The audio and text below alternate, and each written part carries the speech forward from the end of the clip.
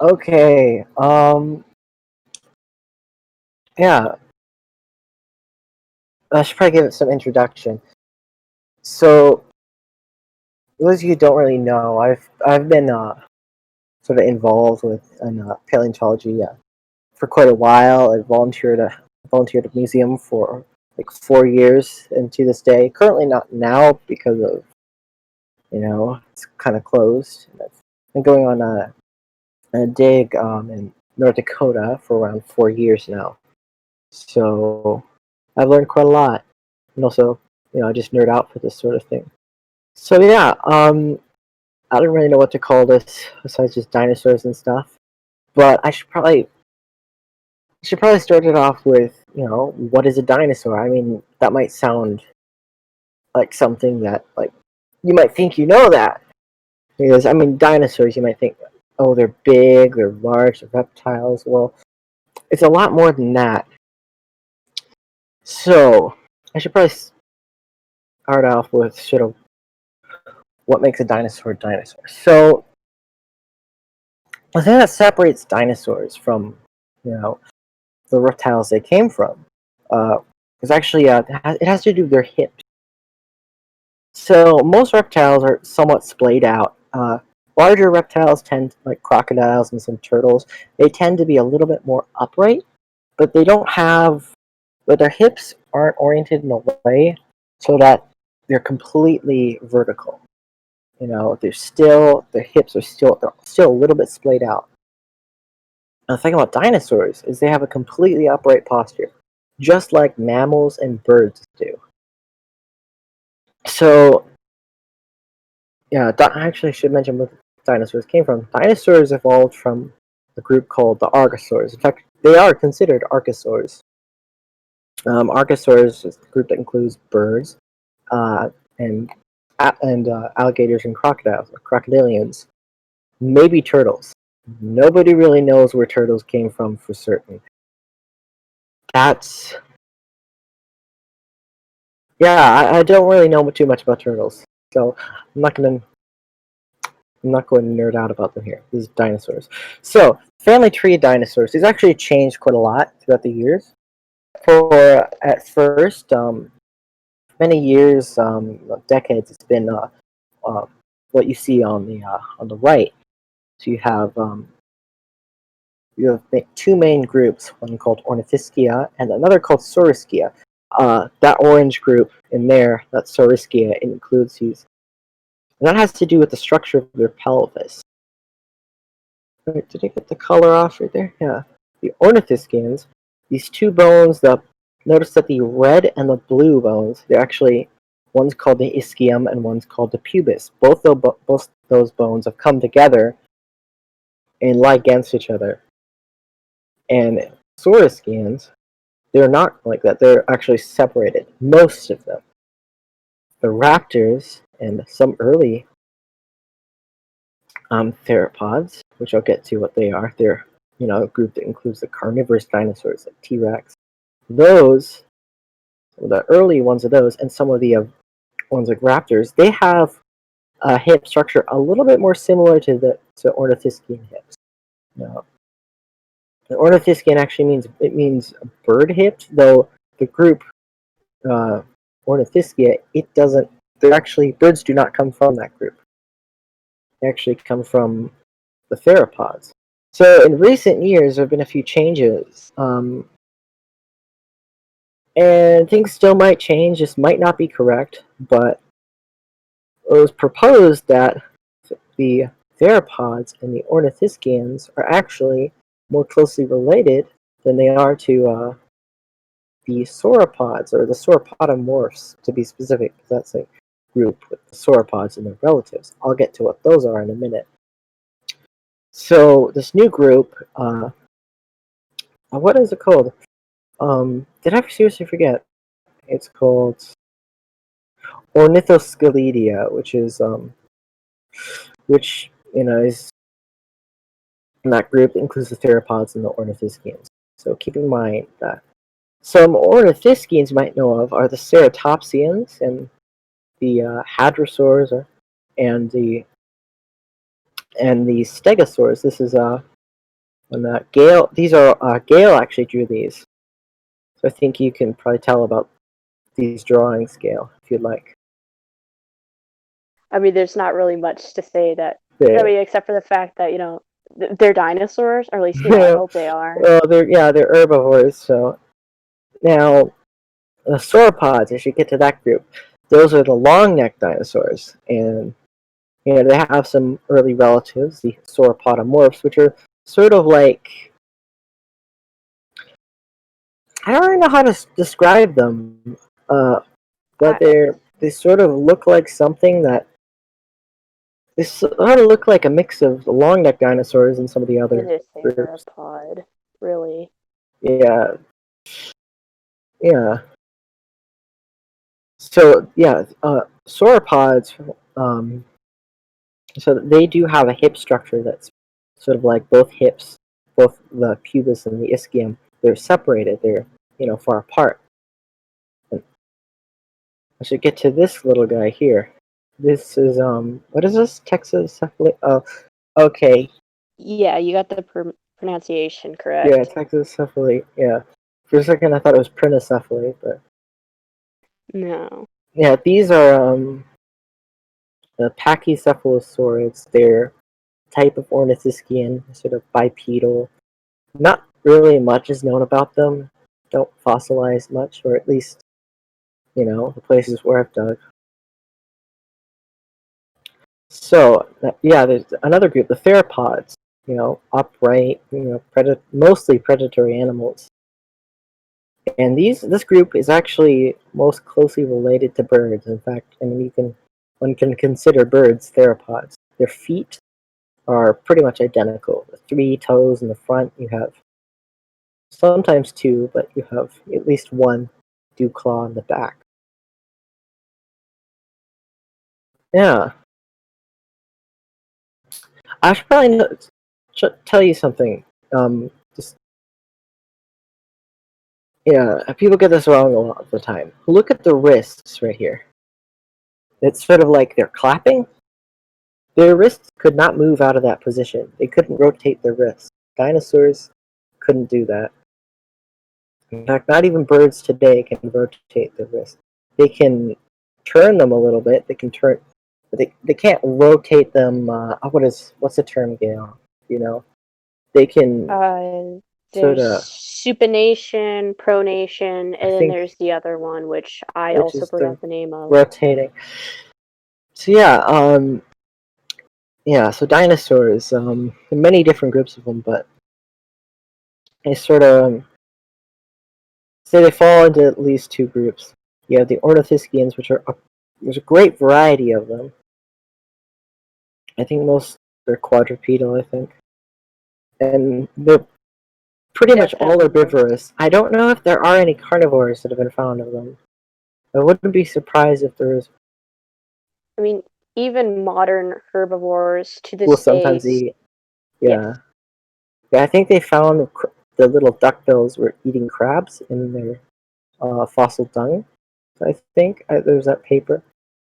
Yeah, they were So eating yeah, crabs. I forgot which yeah. So taxa it something. was. Yeah. So turn to the go to the I sent that link to that little geological timescale I actually made. That I should explain. So the pay attention to the different eras right now. So dinosaurs, um, as we normally think of them, all existed during the Mesozoic era, excluding birds. Now, you know, I believe that I'm not going to do the math right now, but the Mesozoic is split up into three periods: the Triassic, the Jurassic, and the Cretaceous. The dinosaurs evolved, I believe, the later part of the Middle Triassic, which I don't have. So that, so if you can look, I have them spread. Yeah, have each a little what is it? Each sort of row is sort of split up into sort of intervals of 5 million years. If I did it by one, that would be quite a lot. That would be millions of years. I suppose if it was with 1 year, but I don't know. So, so there's the last dinosaurs died out around 66 million years ago. That's at the very end of the Mesozoic, and most of the dinosaurs people think of, like, they didn't all exist at the same time, and the little sliver of time I have most experience with is from around 66 to around, actually, it doesn't even show it here, around 68 million years ago.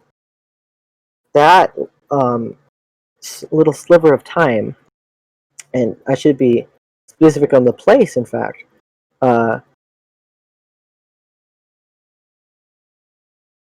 which is North America, in North Dakota, specifically where I've been digging. So out there, you have a geological formation called the Hell Creek Formation. It's around 66 to 65 to 68, 9 million years old. So that's not too big when it comes to. That's not too big of a sliver of time, though.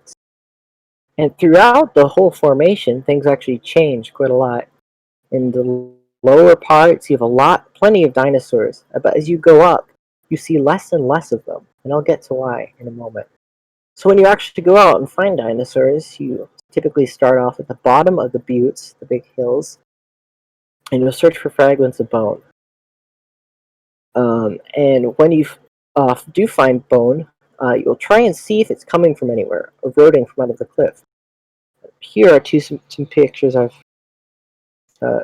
actually took. One, I had followed up a trail of bone, and only to discover that it was coming from a big pile of bone that was completely eroded. On the right is an example of just little fragments of what was probably once a piece of a bone. So sometimes you get lucky and you do find something. Now, I had the privilege of excavating a beautiful turtle, actually, fossil turtle. Actually, my first year out there, and there's some pictures.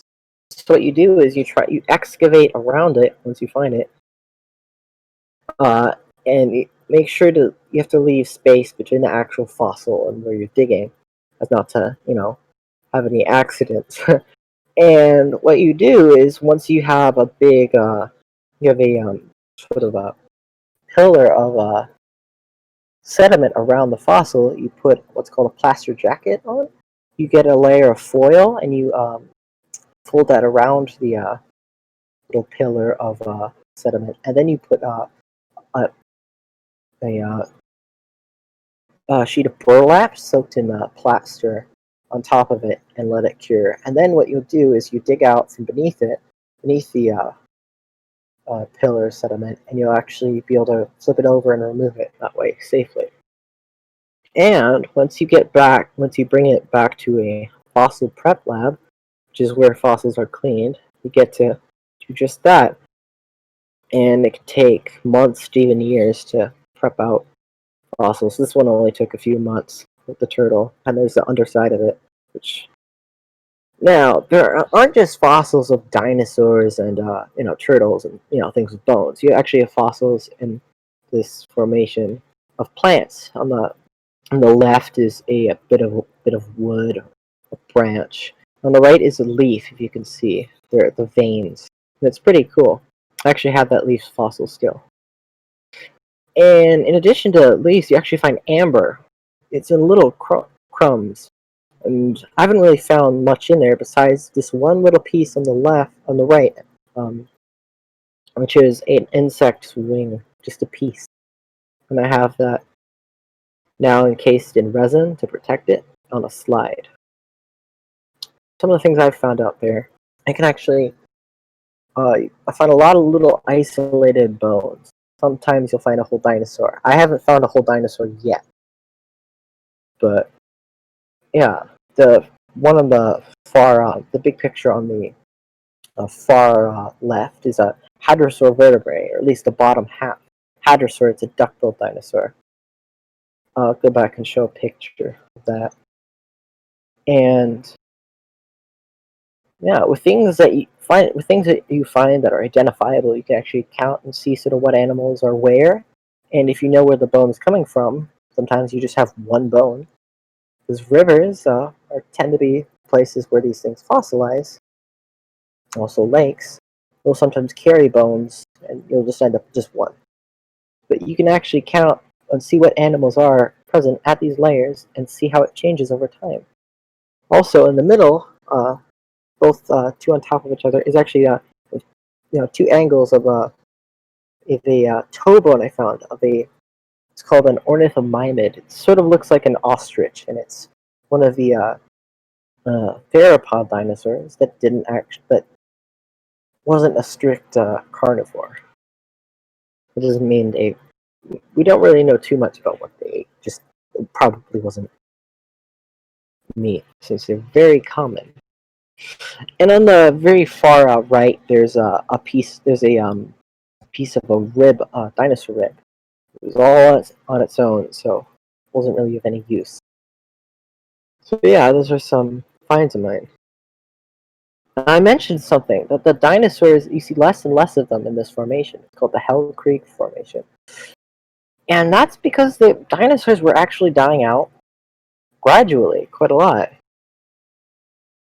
And the cause actually isn't as clear as you might think. You may have heard, oh, an asteroid hit the Earth. Well, it did 65 million years ago, but most of the dinosaurs were gone 66 million years ago. And that layer actually, it actually is preserved, and it's not too common, but if you're in the right place, with the right conditions, you'll be able to find it. This is that layer. It's called the KPG boundary. K, Cretaceous. I used a K as not to confuse with the different geological period. So, and the PG is for the Paleogene, which is the period that comes after the Cretaceous. Now this layer, it's from a dust, little shards of rock that have been melted into a glass from this impact, which is in the Yucatan Peninsula, which is now in Mexico. Now, there's a lot of effects claimed what this asteroid could have done, but that's all speculation, and there really isn't much evidence for it. There certainly were effects. Try not to have effects, from crashing a giant asteroid into a planet. I believe it was 8 kilometers scale. Yeah, and try not to have sure effects it from was. that. Yeah. I mean, the damage from it was, I'd say, pretty widespread because just one of the things people need to, proponents of this theory of the asteroid theory need to address is the fact that no dinosaur has been found. No fossil of a dinosaur has been found within 2 meters, actually more like 4, of the boundary. This layer, which we know an impact happened. We know the dinosaurs went extinct, but it doesn't seem, and their extinction doesn't really seem to correlate too well with this. So yeah, so the extinction is, probably more complex than what most people think, and all the causes are not certain. And it wasn't just the dinosaurs that went extinct. You had many different groups of animals that went extinct at the end of the Mesozoic. But yeah, one of the important things nowadays is not finding new animals. It's actually seeing how the ecosystem actually functioned. Actually studying the actual ecosystem. In this Hell Creek Formation, you have animals like Triceratops, T-Rex, called Edmontosaurus, and they're very. And you can actually count the number, how many of these animals were there. You can look at the types of plants, and you can see Yeah, you also have pollen as well, and you can look at, there may be a decline in certain type of pollen you see, and at that same time, maybe a certain animal is affected. There's the remains of an ecosystem, so it's able to be studied. That's one of the main focuses nowadays. So yeah, does anyone have any sort of questions or things that I should probably cover? This is just sort of a brief sort of Cole's notes of this sort of dinosaurs as a subject. We should probably talk a little about Laramidia and Appalachia Oh yes, and the I should mention Cretaceous. that. During the Cretaceous, the sea level was quite different from nowadays, and also the shape of the continent as well. Nowadays, you don't typically think of the middle of North America having a sea in it. It doesn't anymore because the sea level is a lot lower, and also uh, the actual middle of North America itself has actually been raised just due to plate tectonics, a lot of things. But at the very end of the Cretaceous, from around 80 to around 60, 66 million years, a little before that, there was a sea stretching from up in Canada down the Gulf of Mexico, which is interesting. And that thing about that is actually the sea actually receded as you got towards the end, and pretty fast. The planet is actually cooling quite a lot, Yeah. and these effects may have actually been the cause for why so many animals were going extinct. Probably not the only cause, but yeah, The I West. know. Ooh, oh, I'm I'm sorry for sorry. cutting in. um, about the Western Interior Seaway. The name of the If you're ocean. wondering, you had all kinds of animals in it. You had in the Yeah, air, you had pterosaurs. In the water, you had mosasaurs, which are a and type of lizard, giant. yeah, and then you had Like some 30 foot. plesiosaurs, and I'm very sure you had a Should probably pliosaur, explain. dolichoanthrops. Yeah, We, I just we totally should explain butchered what they that, are, but probably. But yeah, there are a alright. lot of different types of animals in the seas, and they sort of declined too.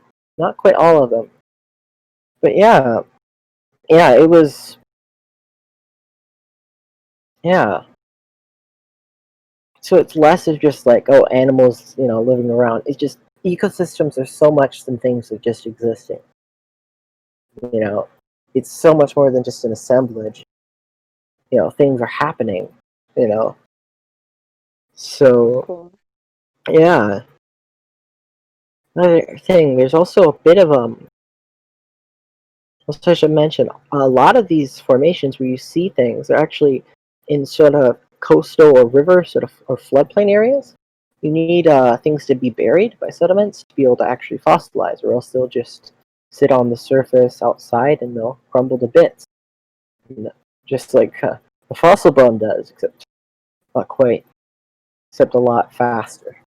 So yeah, so a lot of these areas where you see things fossilized are in rivers and floodplain.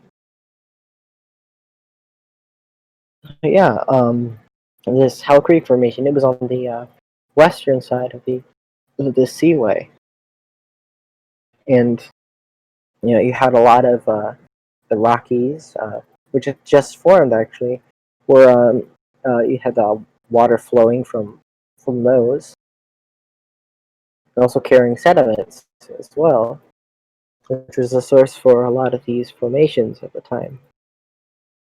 Formations are sort of a just large, distinct unit of rock that you know. But yeah, yeah. Does anyone have any? What else? What else should I cover? You feel free to ask questions. Anyone can ask now.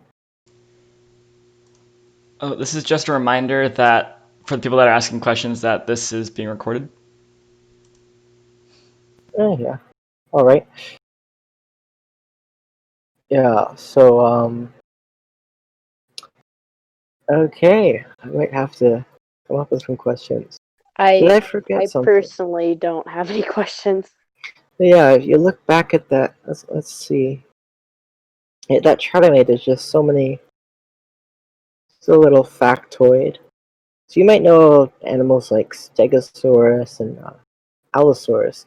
Those actually, there's more time that separates those dinosaurs from the very last dinosaurs than actually separates us from the very last dinosaurs. So, which is something to think about. Don't think I've actually, yeah. I don't think my chart shows it too well. It's around, probably because I split it up by adding another number. That's very specific, but yeah. Your chart isn't visible. It's not visible? No, you're just recording the No, I know. It's just something you can look at yourself. I have it. That's why I have the link. Because I can't exactly fit the whole thing in the presentation. Kind of big. Okay. But yeah, you have any questions about how digs work and all that? I'd be free to feel free to ask them. No questions. All right. Yeah. It's not here. Yeah.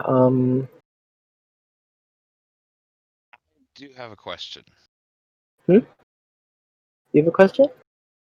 Yes, I do. Yes. All right. So how long do they have to plan these digs in advance? How long is it? Well, the main thing with digs, you have to.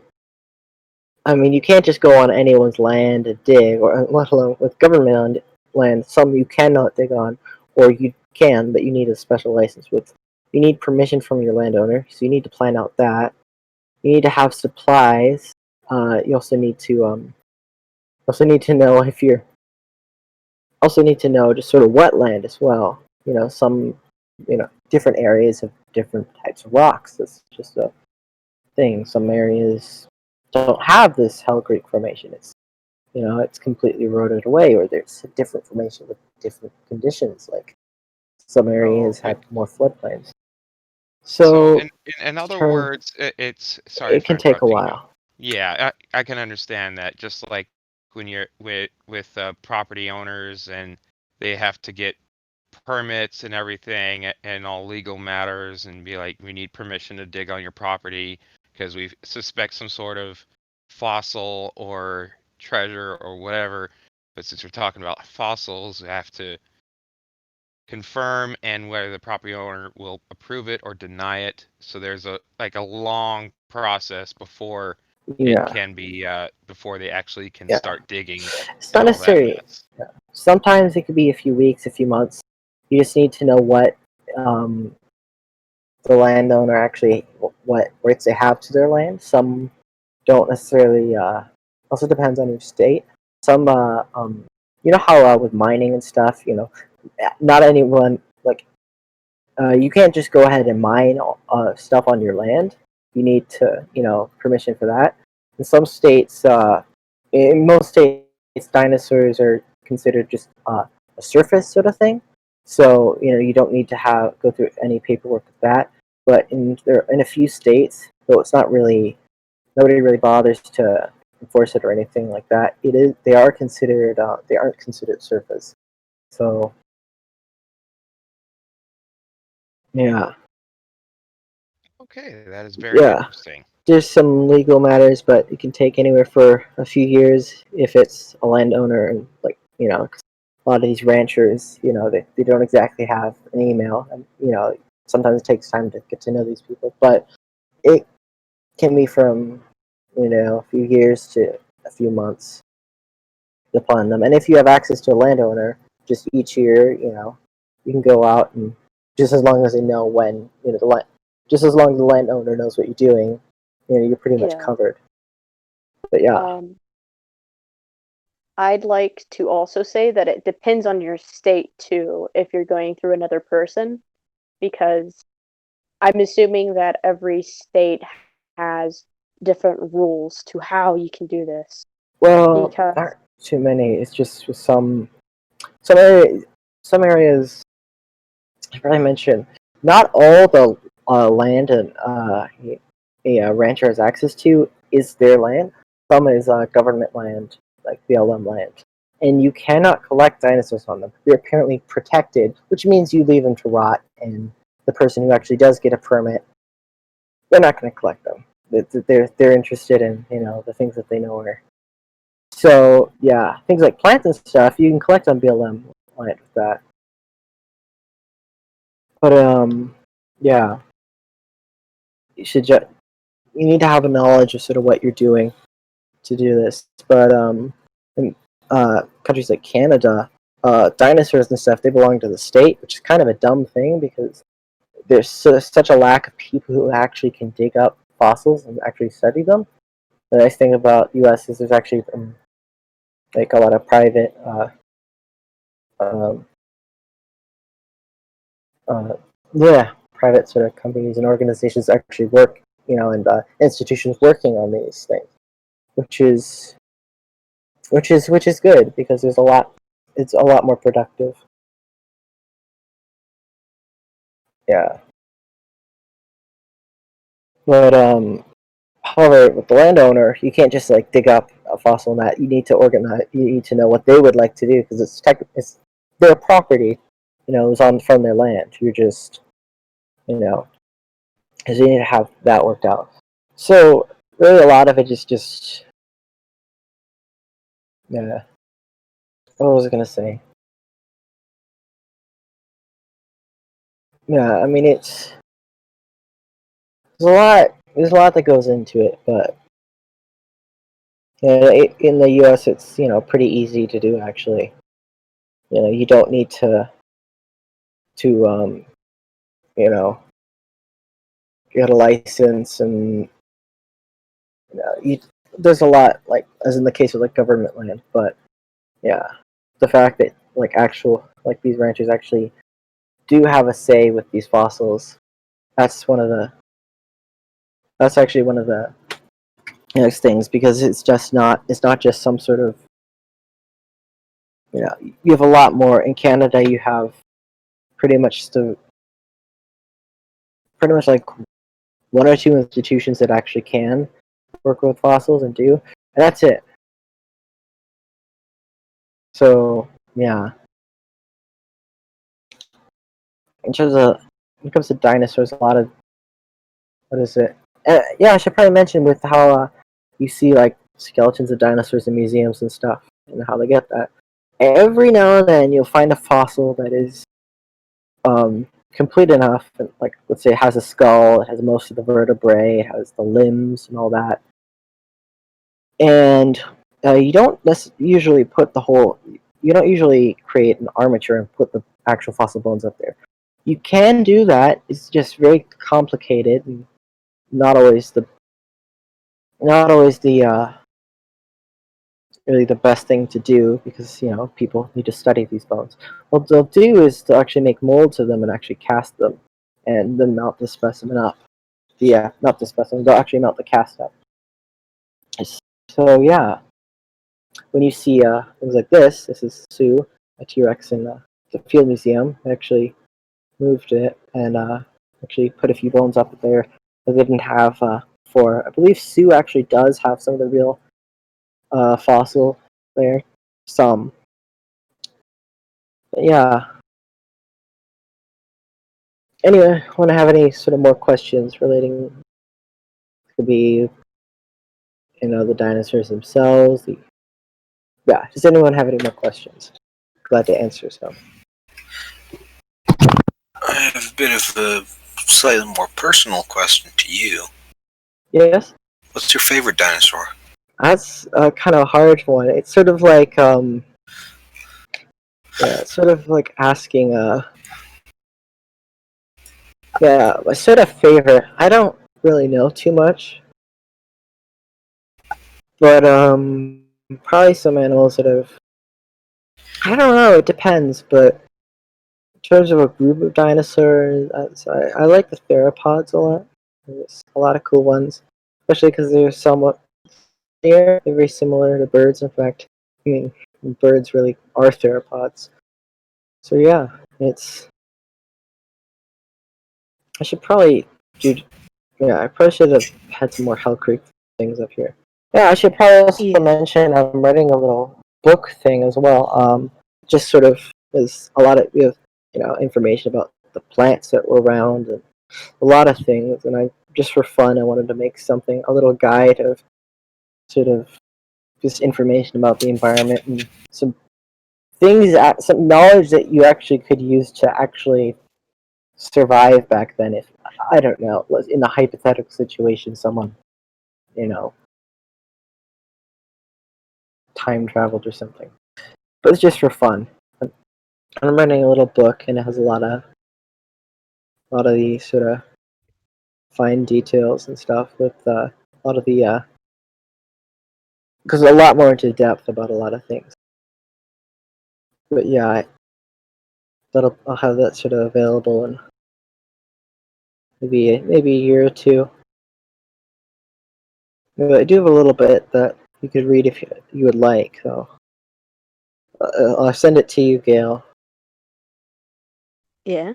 But yeah, I sent you a copy of the little book, right? Yes, you did. Yeah. And you want to have any more questions for the environment or uh, dinosaur related, dig related? You have any sort of questions, Gail, or I think maybe things that I probably should have covered? Since I will probably be going on my first dig this next summer for 2021, what should I really expect? Like, should I be nervous going in, or should I, really Um, study up on things before I go?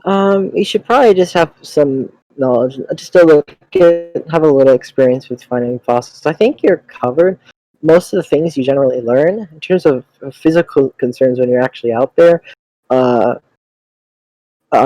just be careful where you walk and all that. Keep an eye out for rattlesnakes. Don't reach into holes, and if you turn over a rock, maybe just be careful. There you have some nasty bugs out there, scorpions. Scorpions aren't so bad. They're not like ones that'll kill you. They're ones that just hurt a little bit. It's just the swelling that's bad. I was stung by one. If you can't tell, uh, you also have black widows, which are a little bit rarer, but you have those in a lot of places. But yeah, probably the just biggest concern is just tripping and rattlesnakes and heat stroke, which can be prevented. Just I think you're covered actually. Just you just have to have a little experience with fossils or just pretty much an interest. But you'll learn what you need to know then. In terms of when it comes to advice I would personally give, if someone says stop, that means don't retrace your steps. It means just stop because you could be walking on something you don't Yeah. see. You know, so mention there's these some places you get what are called microsites. You have little bits of like fish scales, teeth, little bits of turtle shell, and bone. Those are sometimes rivers and stuff. At the bends of rivers, you'll have little bits of animals that'll get concentrated, stuff will get washed. And at those sites, you have lots of little things. You can tell a lot about the environment, usually, but you can those are pretty nice. But with those, if someone says stop, you could be walking on something. So, that means actually stop and then, just wait for instructions on where to go. That's just one mistake I've made before. It's just been yeah. But yeah, did you ask something else? I don't have anything else. All right. Already, yeah. Anything? Mm, Yeah. Maybe the groups of dinosaurs. Yeah, not so big with that. I don't have many things to use, but Yeah,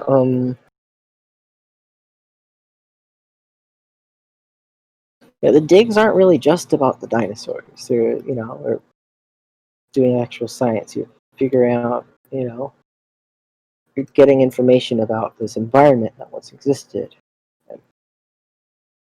And, so I think it's very important to study, uh, you know, uh, past ecosystems. It's very important, especially for studying, uh, for understanding what's going on today.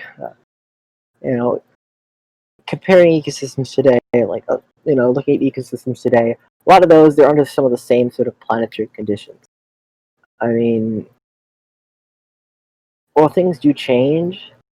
Like having a sort of a comparison that's having a comparison to an ecosystem that's you know as different from all the ones we have today.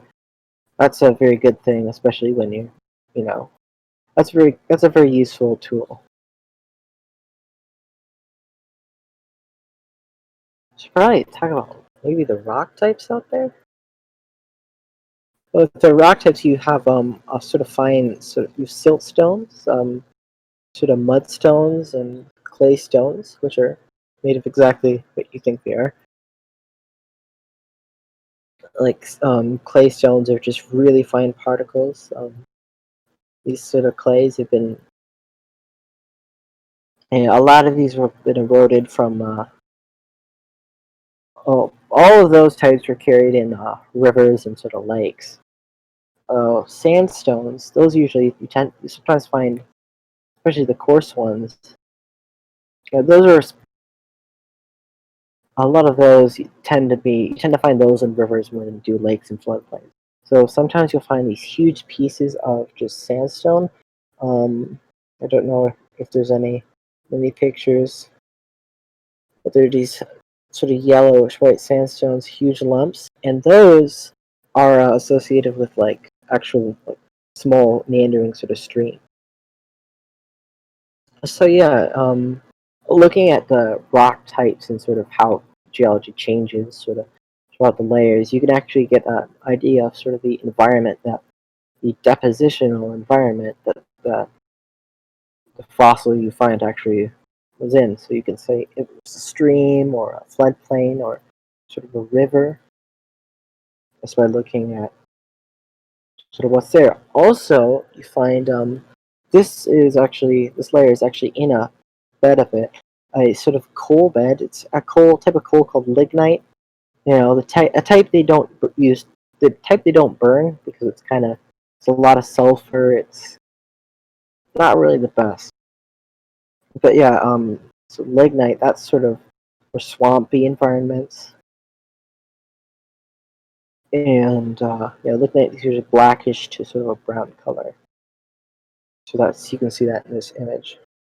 And with the lignite, that's where you find the amber, which is it can actually sometimes if it gets in the sun and it's been out in the air for a while, it just turns completely white and it's opaque, and that's completely you can't find anything in that.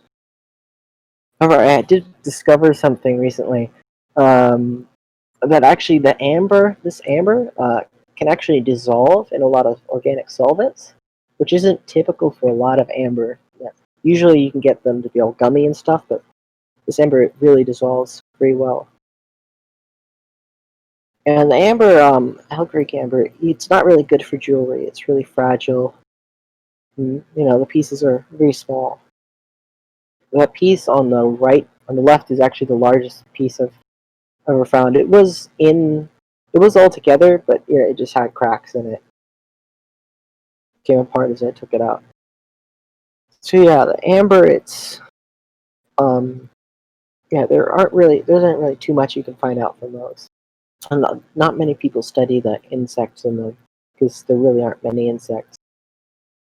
But I've been trying to been doing experiments with dissolving the amber to see if I can dissolve the insects out. There are a few papers that have been published where they've done just that with some types of amber. But yeah,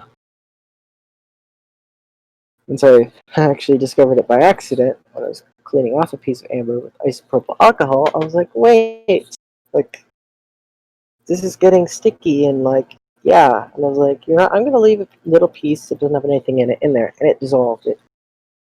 Left behind little bits of gunk that were in there that wouldn't dissolve. So I don't know. I might find some pretty cool things.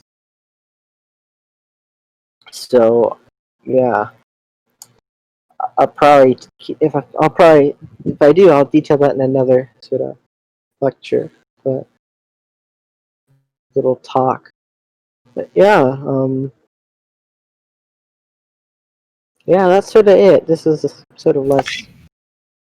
I haven't really done too many talks. I have two In a more while, questions. All right. Do you have a favorite fossil you've ever found? A favorite fossil. That's actually a really hard one. Some of my favorites was probably that toe bone there, and also the vertebra there. Probably this right there, this piece of amber. But favorite fossil, like an actual favorite, that's a bit tricky. I found a lot. I suppose I like them all for different sort of things. But I suppose I suppose my favorite is probably that toe bone. And then the second question is, on digs, do they let you keep anything? If it's not of any sort of scientific value, or the information that they can get, doesn't involve them keeping it forever and ever, you can keep it. The things you find. That's cool. If it's like a whole it's like a T-Rex tooth, you can buy that back after they're done sort of working with that. That's the thing. It's just like with a lot of little things, yeah, you can keep it. It's perfectly fine.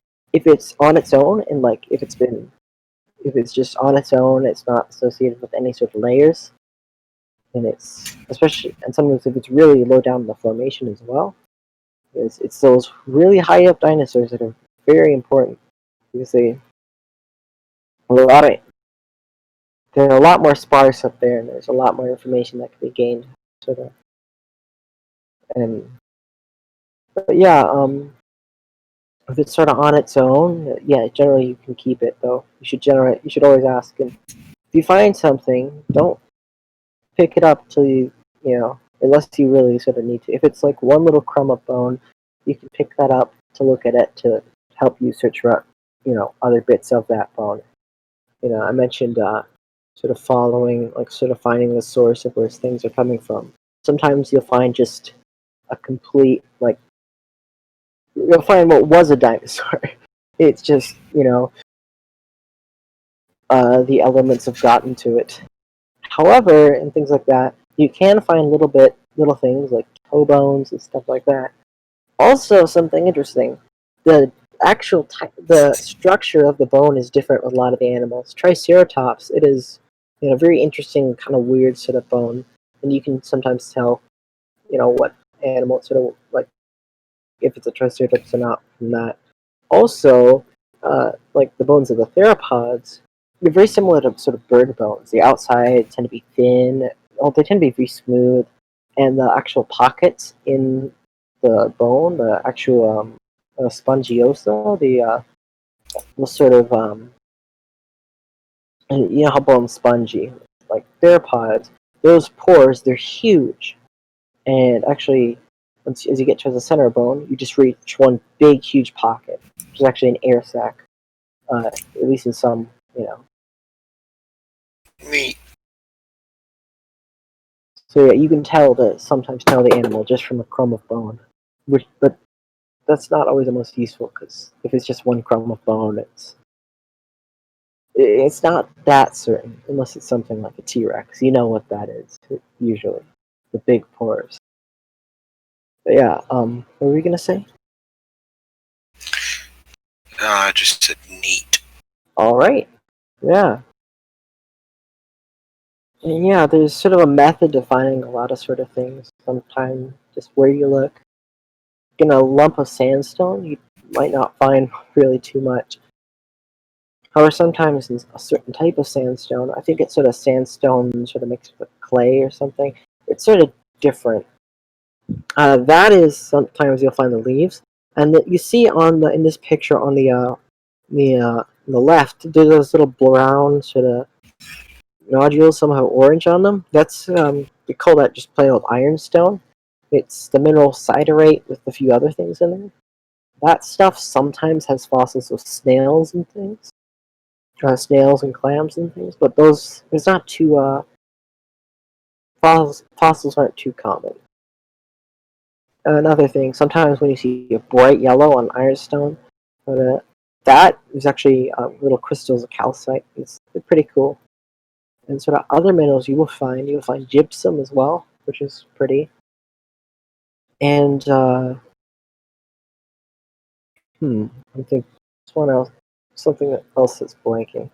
You'll find little concretions, these little round um, uh, things. When they erode, they turn all yellow.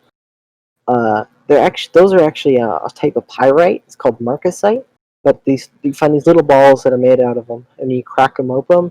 They have sort of a little radial pattern from the center. They're pretty cool. So if you see one of those out there, that's sort of one of the things a lot of people when they're new get confused. But I'm just like, but they're pretty cool. There are a lot of cool little things out there. Yeah. I should mention the reason why you see a lot of the bones are white is because the sun and also tends to bleach them, and also water will sometimes wash out some of the color in them. But bone is actually sort of a brown out there. But yeah, when the sun gets to it, it's sort of, and sometimes it'll actually be an orange. You sort of see that with the rib a little bit, but the colors of the bone are really pretty.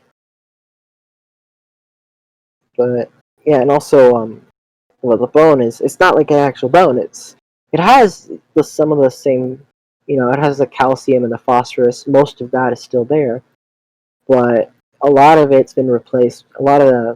It's been replaced, and also replaced with a lot of minerals. And also that siderate, that iron carbonate, sort of brown stuff. That's one of the main ones.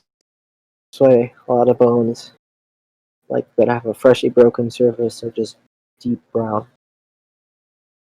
But yeah, it's not typically what you think of as bone. It's sort of like it certainly has some of the stuff in there, but it's mostly rock at this point. Yeah, yeah.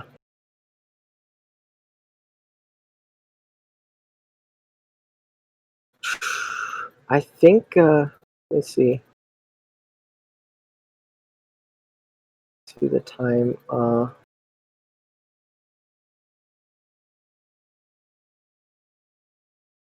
right. Yeah, I think that's sort of it.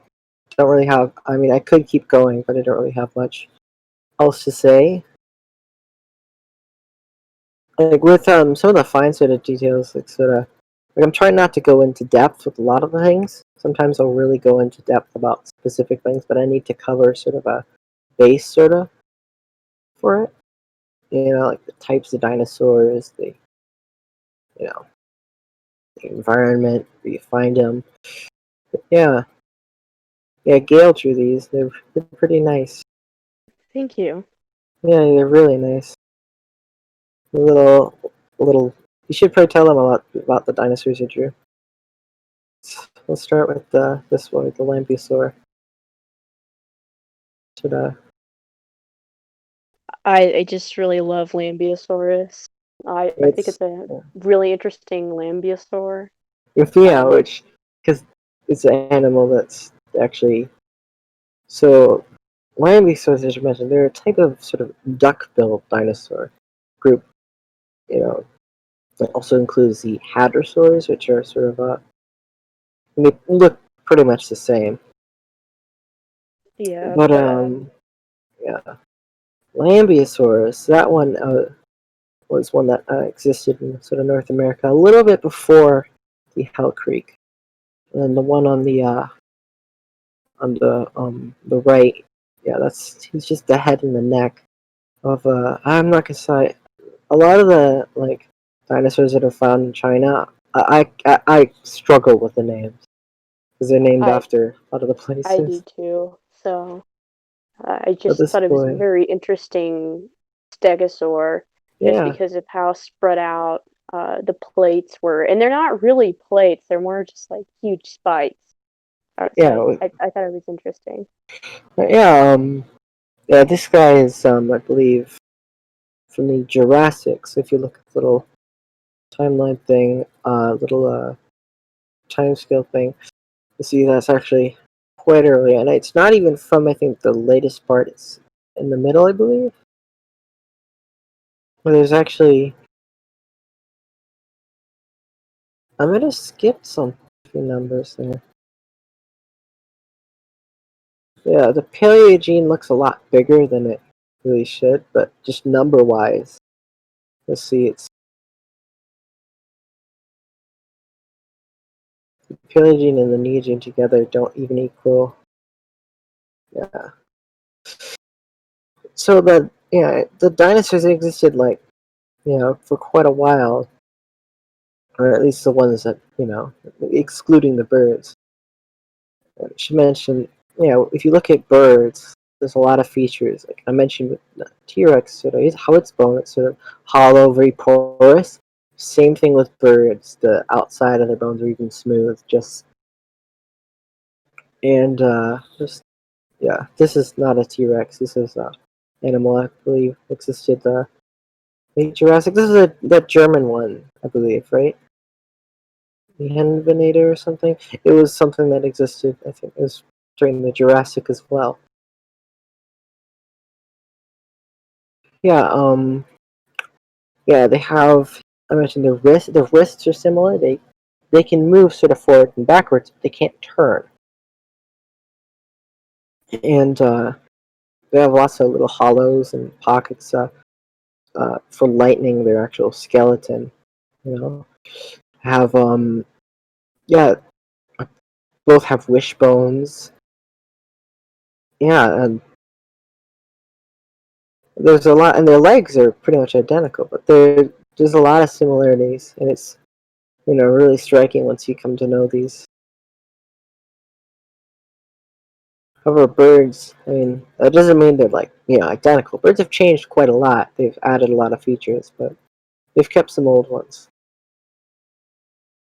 But yeah, I believe the Texas Heavily. I'm assuming you chose this because yeah, It's Texas, isn't it? Yeah. yeah, yeah.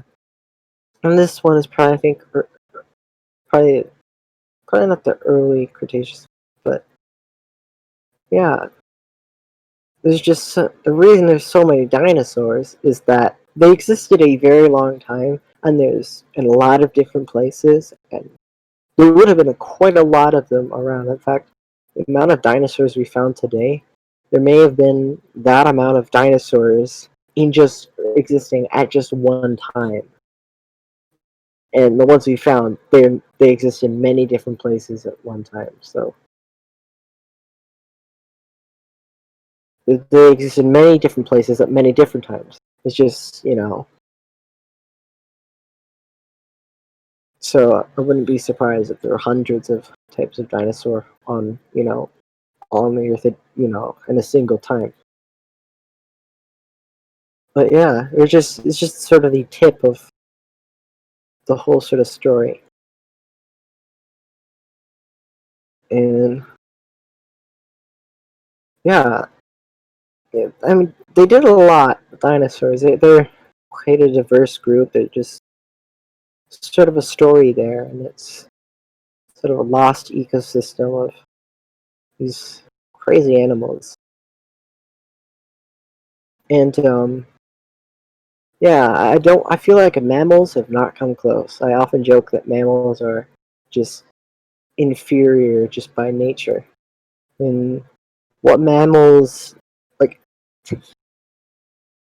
the main thing why dinosaurs are so successful is I mean they laid eggs. You could And with mammals on land, you can have like one or two something the size of an elephant.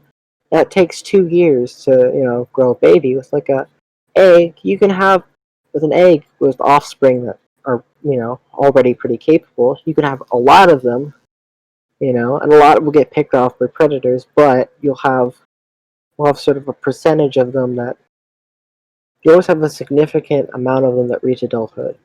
But that's sort of numbers. That's one of the big things. That's one of the reasons why the sauropods, the long-necked dinosaurs, got so large. And by large, I mean like whale-sized. Maybe not quite as massive, but very large animals. And I think, yeah, they're just pretty cool creatures. I think I'm probably going to end it here. All right. Yeah. I'm going to end, yeah, end a little talk here. And yeah, I hope you all enjoy it. It was sort of This was fun awesome. getting to I sort very of, much did. yeah. If you have any like other little questions or anything, you can just DM me them. But yeah, and like with This was fossils and fun. stuff in general, could help. Yeah, This was fun. yeah, it was fun. Hell yeah.